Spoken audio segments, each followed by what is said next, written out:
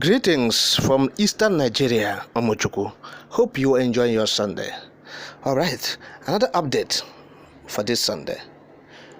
Corruption, ethnic and religious bigotry in Nigerian army. Military officers raises alarm. One of dangers ahead. Now, what's it to go? Ugo, eberego na mgbagbu. That is what we have been saying. Said. And that is it. The die is cast. They said they're swearing someone in by May 29 this year. What is happening? Okay. Now some military officers under the aegis of concerned patriotic military officers, they are the ones raising this alarm. They say the state of the nation is becoming increasingly impossible to guarantee the survival of Nigeria as a country.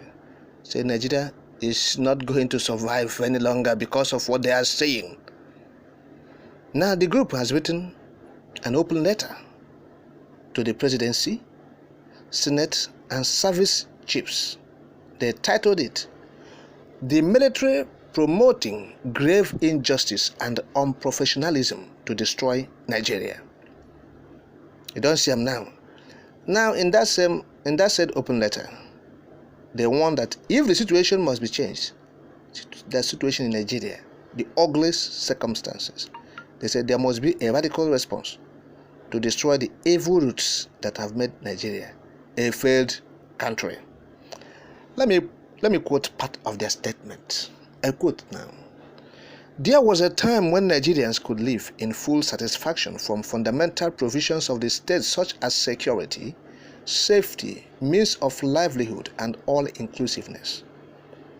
These provisions have been killed by few enemies of the state who seek to advance only their interests. This is an open letter to those who care to force the wind of change from all spheres of life in Nigeria. The main glue or unifying force that has kept Nigeria afloat is the military. Unfortunately, the military has been ravaged by selfish, evil, unprofessional, greedy, sentimental, and patriotic ethnic and religious bigots who are determined to grow and nurture like-minded successors, all to the detriment of this beloved nation. Now imagine that Nigeria has been at war for over 13 years, and the country has less than 250,000 officers and soldiers, but only a fraction of them have participated genuinely in this war. The Nigerian army is the most guilty of the services that will catalyze the destruction of Nigeria.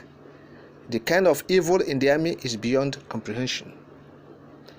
There are soldiers who have served in army headquarters in Abuja for 10 to 15 years and beyond, all permanented in Abuja without going for any war, while others continue to remain at war or are rotated and taken back after a short period. The same army, but different treatments because of sentiments. The generals keep soldiers with them who they only send for foreign missions to make money, while the fatherless continue to fight for the country. Even entitlements are not paid correctly. The ones fighting are not useless, but are the heroes receiving bad treatment due to lack of godfathers. Soldiers prepare to throw this country into confusion because the few that are enjoying are the cowards and can't face the ones suffering. The officers too, some will never take part in war, but they enjoy the most. Imagine the army becoming a regional army where officers and soldiers are sent to serve in their states because they can afford to pay for postings. Some soldiers and officers will serve in places to make money. Then when they finish, they pay money to return to Abuja and serve. Some officers will dodge. Then as colonel or general, they will go as chief of staff to the war zone because at that level, they will not take part, just to appear on record that they have served there. Some even go as MA to hide. Enough is enough. There are many things these injustices can cause. Again, this country should know that the soldiers and officers who are treated badly can create confusion within and outside the army. Nigerians, wake up and seize your destinies by yourselves, because no one will do it for you. If there is any section of the country that is considered not relevant, then let them leave. The Constitution provides for federalism and all-inclusiveness, but even the army is regional, religious, and ethnic now. End of quote. You don't see them now. You don't read. Don't say to go. Say to go. There is fire on the mountain. We said it. We said it. Learn from history. Learn from history. What happened in 1966? The first military coup. We know what caused it. And those things that caused that military coup are still being repeated on daily basis in this country. Impunity. We have said it. They termed it Igbo coup, but it wasn't Igbo coup. After all, it was meant to give credence to the sage, Yoruba sage, Obafemi Awolowo, who was being treated by the Balawa administration. They were using Akintola, Isala Akintola, to subjugate the Awolowo.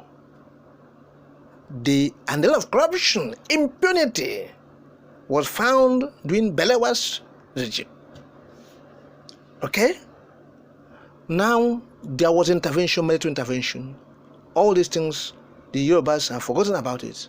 When the North was said, it's Igbo coup, it's Igbo coup. For what reason? For what reason? Today we have seen the impunity of the political class from 1999 up until this moment. It was escalated in 2015 when this present administration took over. The regime became so obnoxious and infamous for many reasons. Now trickle down to 25th February 2023 when they conducted the worst presidential election in the history of this country with impunity. Nigerians came out and spoke with one voice. Say for the first time, let them try and do this. Though we warn them that the forces of destruction are still on course. The only thing that will deter them is just for referendum. If you go into election with them, they will defeat you, landslide, with their manipulation and their abracadabra, because that is their stock in trade. But our people fail to realize that. They fail to understand what we are saying then. So now the military are saying, look, say they have the capacity, they have the everything to bring destruction to the country, because they have been marginalized, they have been treated in a bad way, because there are people who are in the army who feel that, oh look, we have people, we have brothers in the army, and for that we can do everything. We can stay in Abuja, we won't go to war and everything. So now the thing don't set. It don't set.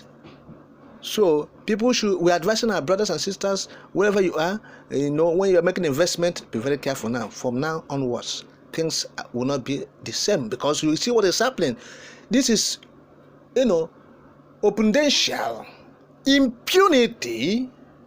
I will do it, you won't do me anything. I will do it, you won't do me anything. You negate the laws.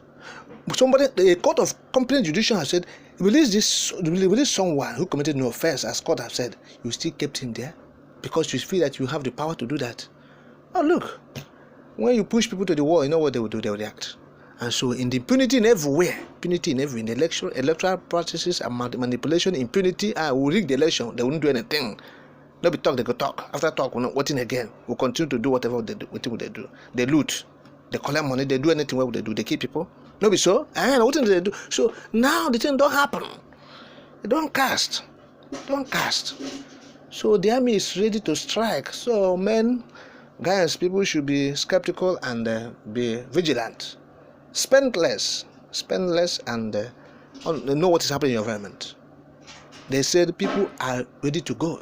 People should be ready to go. If you feel marginalized in Nigeria, say you are ready to go. The army have said it. Say, look, it is enshrined there in the Constitution. It's federalism. They have said a lot of things. We had it as I was reading it. So this is the situation of things. We know it will get to this point. It's a developing story.